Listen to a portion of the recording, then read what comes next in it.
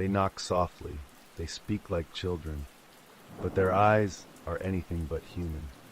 From forgotten campgrounds to houses no one should return to, they wait, pale, still watching. These are the stories inspired by the legend most people wish they'd never heard. The Black-Eyed Children. Welcome to Whispers After Dark, where the shadows speak and the night listens. Subscribe, like, and hit the notification button so you never miss an episode. This is Disturbing Stories to Sleep By. And tonight, sleep might not come so easy. Our first story takes us to a dark mountain road, peaceful and quiet until the knocking starts. They come to your door late at night, small, polite, and strangely calm. But something's wrong with their eyes, pitch black and endless, like looking into the void. These aren't lost children, they're something else entirely. Whatever you do, don't invite them in, unless you're ready to disappear. We begin tonight with Children of the Dark Road. Emily had been living the van life for nearly a year, trading city noise for silence, deadlines for daybreaks, and traffic for winding forest roads. Her van had become both her escape and her sanctuary, taking her from coastlines to canyons, with only the sound of tires on pavement and the occasional podcast to keep her company. That evening, she'd pulled off a lonely stretch of mountain road in West Virginia. No signs, no signal, just the hum of the engine fading beneath a sky full of stars. The forest felt peaceful then, like it was holding its breath. Emily welcomed the quiet. Until the knock came. 3 slow, deliberate taps against the camper door. Her heart stuttered. She hadn't seen another soul for hours, just trees, shadows, and now someone, or something, was out there in the dark. She'd been asleep when the first knock woke her like a whisper in her ear. She sat up, heart thudding. Looked out the small side window. 2 kids, a boy and a girl, standing in the pale glow of her porch light. Maybe 10, 11 years old. No shoes, no coats. Just pale skin and hair that clung to their foreheads like they'd walked through a storm. Something was off. They didn't knock again. They just stood there, heads tilted slightly, unmoving. Emily cracked the window. "You okay?" she called. The boy responded first. "Our car broke down," he said, voice flat. Wrong, like he was reading it from memory. "We need to come inside," the girl added. "Just to use your phone." Emily hesitated. Her gut twisted. There was no car out there. "I can call someone for you in the morning," she replied. "There is no cell service out here." A long pause. Then both children spoke at once in perfect sync. "We can't come in unless you invite us." That's when she saw their eyes. Not dark, not brown. Black. Solid black. No whites, no pupils. Just endless, inky voids that seemed to pull at her. Emily slammed the window shut. The children didn't flinch, didn't move, didn't blink. She pulled the curtains and backed away, heart racing, every nerve screaming. She didn't know what they were, but they weren't human. Not anymore. Then came the whispering. From all around the van, like dozens of voices, all murmuring just beneath the surface of hearing. She couldn't make out the words, but she felt them like a buzz in her head that got louder and louder. One voice drowning out the next. The knock came again, harder, pounding on the door. Emily pressed her hands against her ears to try to block out the sounds as she searched frantically for her keys, then saw them on the hook beside the side door. Slowly she inched her way to the door. Suddenly the girl's face appeared in the window. Her mouth slowly changed to a grin. She fumbled for her keys and climbed into the driver's seat. She wanted to leave, but the road wasn't wide enough to turn around. The trees closed in around her until the road all but disappeared. Out her front window she could see them standing in front of the van. Eyes black as pitch. Not speaking, not moving. Then, as if in sync, they tilted their heads, smiled, and then they vanished. At some point, exhaustion overtook her. When she woke, it was morning. Sunlight poured through the windshield. Birds sang. The clearing was empty. No children, no footprints. But on the window, drawn in the dust of the road by a small, pale finger, were 3 words: "We'll come back." Emily scrambled into the driver's seat, engine roaring to life as the mist still clung to the trees. She didn't stop to eat, didn't even change out of her pajamas. That day, she drove 8 hours straight and checked into a hotel. After that night, she never camped alone again, and never in the deep woods. Because some places are quiet for a reason, and some knocks should never be answered, and the black-eyed children, they have to be invited. So they wait, and they never come alone. So if you hear a knock after midnight, don't answer, and above all, never let them in. Some stories aren't told, they're found. In whispers, in shadows, in places you're not supposed to go. And it all starts with a house that should have stayed forgotten. This is the story of the Foster house. The house had been empty for decades. It stood at the edge of a forgotten stretch of road, hidden behind a tangle of blackthorn trees and a broken fence that leaned like tired bones. No one remembered who had last lived there, but the rumors said it used to be a foster home, a place for the unwanted, the strange, the lost. Others said it had been a private school that was shut down after a fire in the attic. But whatever it had once been, it was something else now. Something ruined. Something wrong. Jenna found it by accident while exploring the back roads with her camera. She was drawn to rot and silence, the kind of decay you couldn't fake. Broken houses, dead buildings. She liked to capture places that time had tried to forget. When she saw the house rising from the woods, choked in ivy and shadow, she stopped the car without thinking. It was perfect. Tall and sagging, with broken shutters and windows like dark eyes. The porch groaned when she stepped onto it. The front door was still partially open, as if waiting for someone to come back inside. The living room was moldy and scattered with dry leaves. Wallpaper peeled in long strips from the walls. The ceiling sagged in places. A couch sat rotting in the middle of the room, caved in like something had sunk into it years ago. Jenna moved carefully, setting her tripod near the staircase, her flashlight casting long shadows along the splintered banister. The air smelled of mildew, rust, and something faintly metallic, like dried blood. She began taking long exposure shots, the camera clicking quietly behind her. Every minute or so she paused, adjusting the frame, her breath tight in her chest for no reason she could explain. The longer she stood in that room, the more she felt it. The sense that something was behind her, watching, waiting. She shook it off, convinced it was just the air, the light, the bones of a house creaking after years of being left alone. But then she heard it, a door creaking open somewhere above her. Not a crash, not a thump, just a slow, deliberate groan. She stood completely still, flashlight pointed at the stairs. The beam flickered once, then held. Her mouth felt dry. She told herself it was nothing, an animal, old wood, nothing unusual. She turned back toward her camera, then froze. There was a knock, 3 slow taps, not from the door, from the window. She turned slowly, her heart beginning to hammer. The flashlight swept across the broken glass. Nothing, just the trees and the dark and the wind. Then the light flickered again, and they were there. 2 children stood outside, a boy and a girl, pale, barefoot, wearing outdated clothes like something from a 1950s school photo. Their faces were expressionless, unmoving.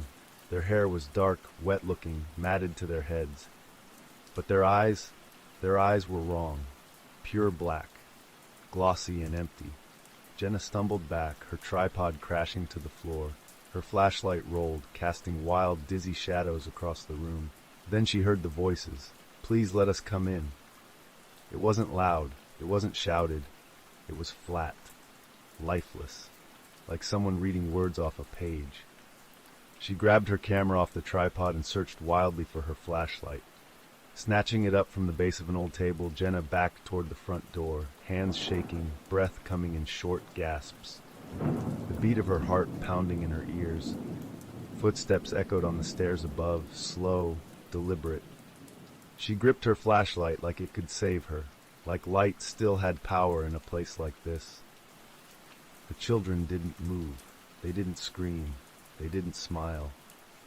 She reached the front door. The light was dim and a thick mist lay close to the ground. They had moved, closer now, standing on the path that led to the car, staring at her with those terrible, void black eyes. She ran. The forest closed around her like a trap. Branches whipped her arms and tangled her hair.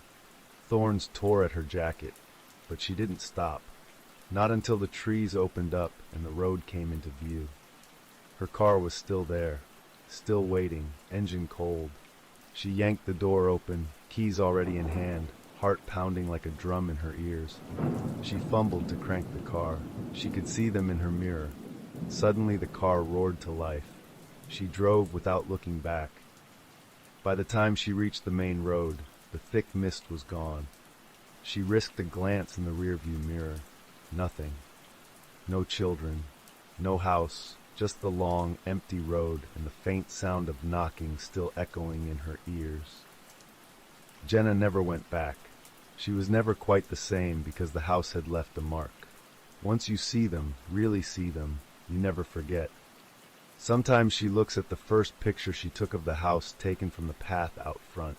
If you look closely, just behind the curtain of a shattered second-story window, you'll see a small, pale face, watching, and its eyes are all black. They say some campgrounds were never meant to be reopened, not because of wildlife or weather, but because of what still walks there when the sun goes down. You won't find their names on modern maps, but the locals remember. Places where children's laughter isn't playful, it's bait. Where something with small hands and pitch-black eyes waits just beyond the light of your fire. Our next story is about the black-eyed children of Whistler's Bend. The campground was abandoned, long shut down, left to rot where the trees reclaimed it. A weathered wooden sign still stood near the old entrance road. Whistler Bend Campground, closed. Beyond it, gravel crumbled into weeds, and crooked fire rings rusted beneath layers of pine needles. A young woman named Allie had been living her life's dream for nearly 6 months, traveling solo in a small, older model motorhome with her dog, Nelson. She wanted to see the world, experience life. She had no family ties, so she sold everything she had and bought her home on wheels that hit the open road. She had seen an old poster for the Whistler Bend Campground at a small diner. It looked perfect. It said it offered quiet, secluded campsites, showers, a small lake, and a place to do laundry.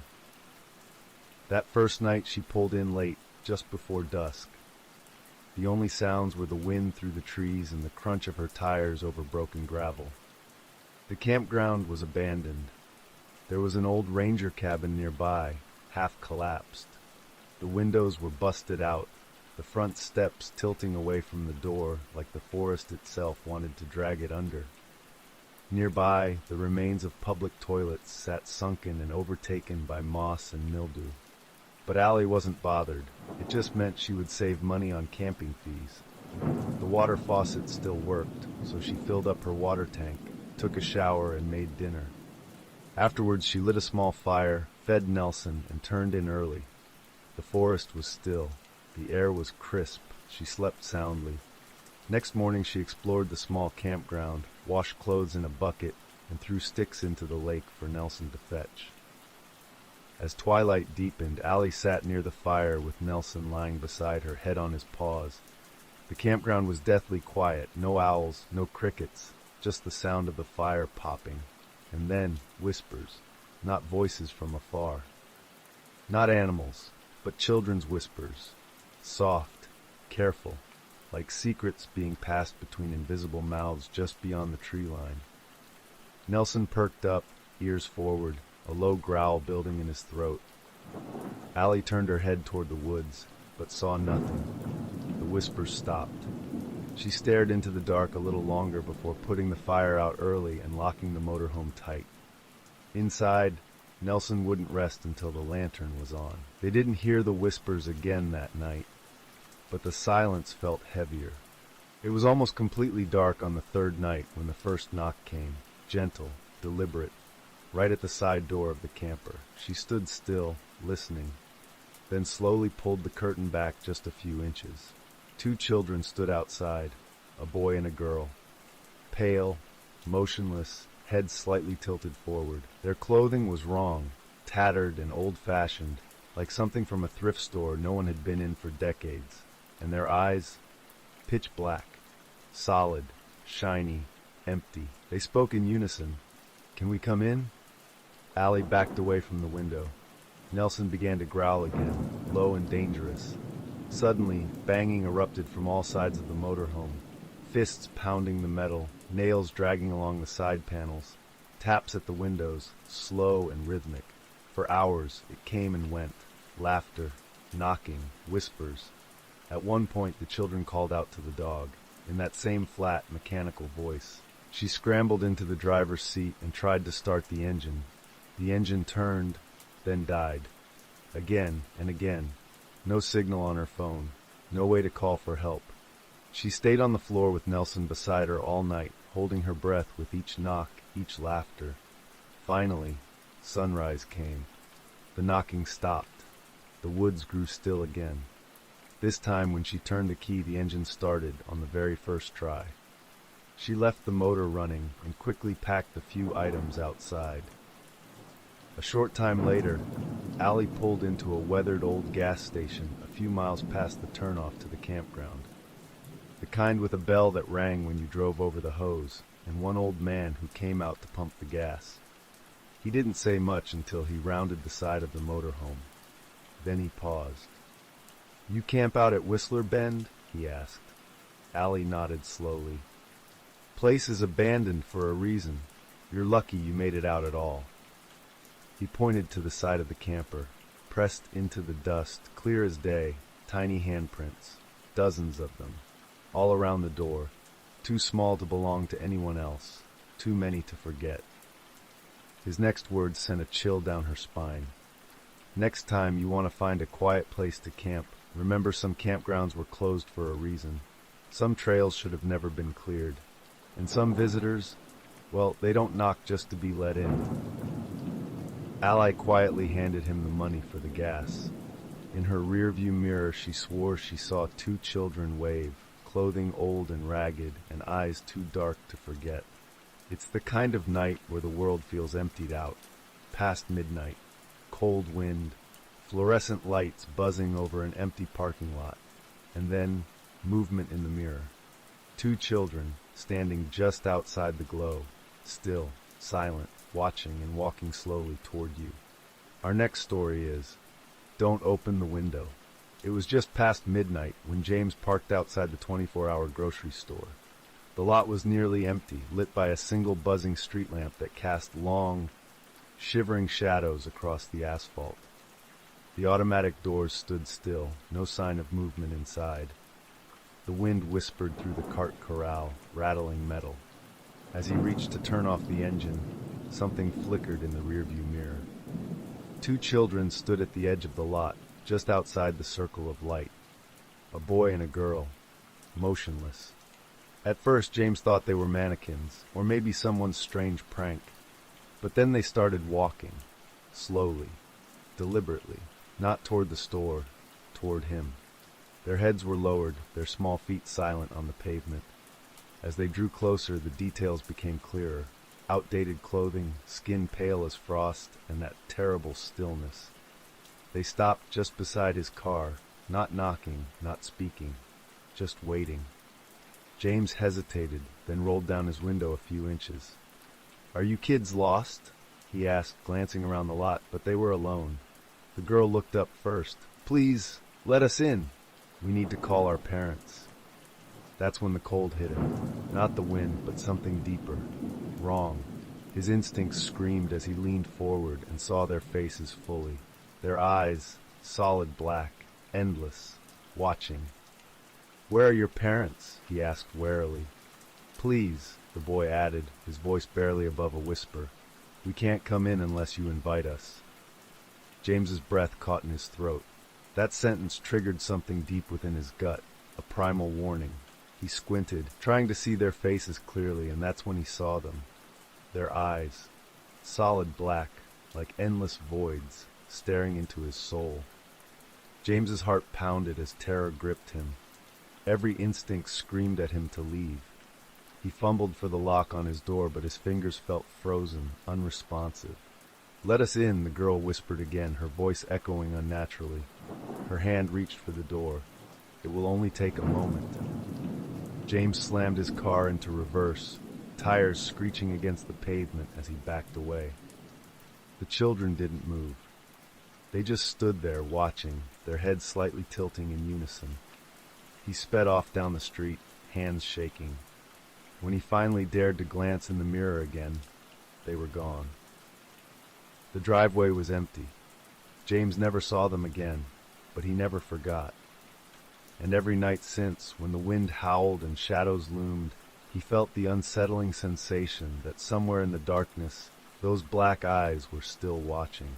Some neighborhoods feel like nothing bad could ever happen. Trimmed lawns, porch swings, warm yellow lights glowing behind curtains. But not everything strange knocks loudly or shatters the calm. Sometimes it waits just beyond the porch light, barefoot, pale, and asking very politely to be let in. Our last story is, the porch light was off. David always left his porch light on. It was a habit. He worked nights a few nights a week and didn't like fumbling for keys in the dark. His wife had passed 3 years earlier, and he didn't get many visitors, just the occasional neighbor waving from across the lawn. He liked living in the quiet neighborhood. That night, it was colder than usual. The sky was overcast, the moon barely visible through the clouds. David pulled into his driveway just after 1 a.m. He had been to visit his daughter and left her house much too late. As he pulled into his drive, his headlights swept over the yard and briefly illuminated 2 figures, children, standing at the edge of his lawn near the hedges. He blinked, and they were gone. He shook his head. He figured he was just tired and it was nothing but shadows. There was a dim glow from the street light when he stepped onto his dark porch. The porch light was off, yet he knew he had left it on. Thinking maybe it was loose, reached for the bulb. It wasn't loose and it was cold to the touch. Figuring it was a blown bulb, he made a mental note to change it the next morning. Unlocking the door, he stepped inside and then closed it behind him. He slid the chain lock in place and turned the dead bolt. A knock came a few seconds later. 3 soft taps, then silence. David stood still in the foyer, keys still in hand.